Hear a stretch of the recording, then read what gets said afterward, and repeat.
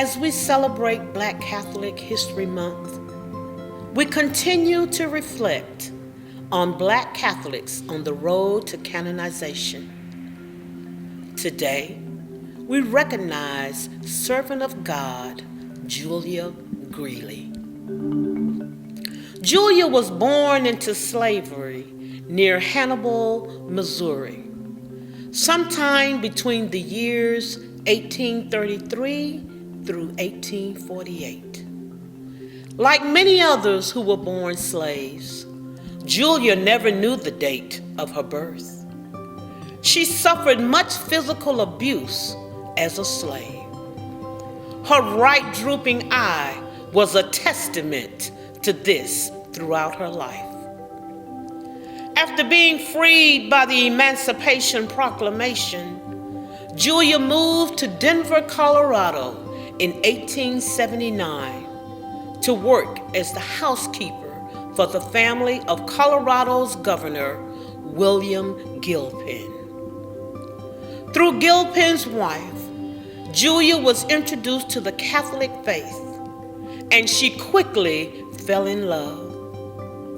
Within a year, she had joined the Catholic Church and immersed herself in its life.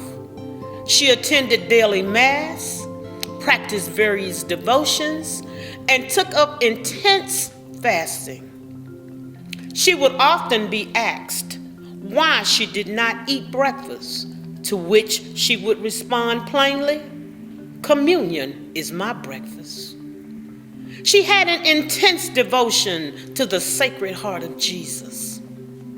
The fire she saw in Jesus' heart inspired her to work tirelessly in serving the poor. She had a special heart for ministering to firemen. She wanted them to be ready for a sudden death, and she wanted the heart of Jesus to be their motivation in serving the community of Denver.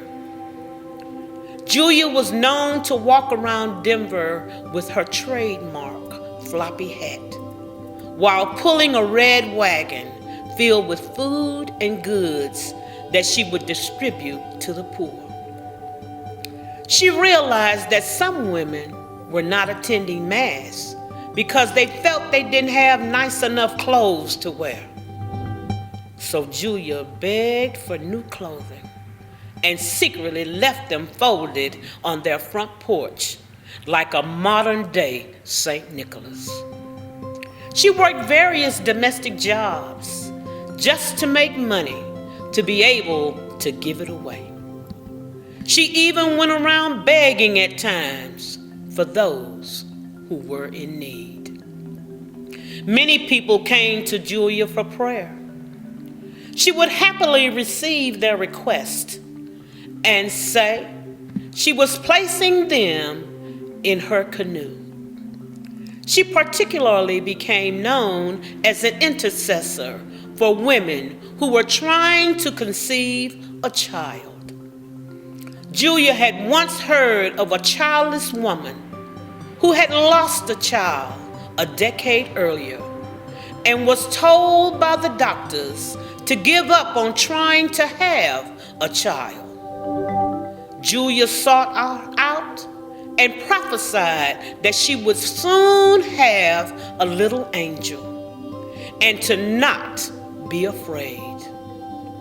A little girl named Marjorie was born shortly thereafter. The only known picture of Julia still in existence is of Julia posing with Marjorie, the fruit of her prayers. So much of what Julia did was done in secret. She was like the Mother Teresa of Denver, before Mother Teresa was the Mother Teresa of Calcutta. When she died, over 1,000 people attended her funeral to pay their respects. Julia died on June 7th, 1918, on the Feast of the Sacred Heart of Jesus. which she had loved so much throughout her life.